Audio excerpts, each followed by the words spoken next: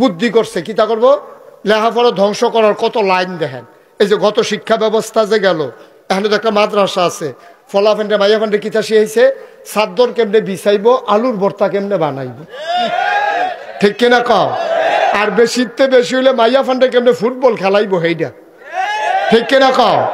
বিয়ার উপযুক্ত মাইয়া ফান স্কুলও পড়ে, কলেজও পড়ে, এটা নিয়ে সুস্থ সংস্কৃতির ধারায় ফিরিয়ে আনার লক্ষ্যে এটা নিয়ে ফুটবল খেলা নামাই দিছে।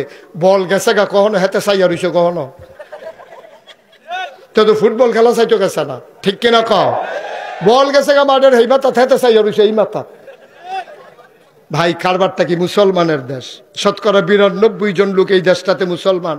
এই দেশটার ভিতরে আর কোনো কাম বিচাইরা পাও না, আলুর ভর্তা বানান শিহায়, চাদর বিছানি শিহায়, এরপরে গিয়া কেমনে রান্না বান্না করবো শিহায়, এটি শিহানার আর কিছু জিনিস পাইছে না বিচাইরা।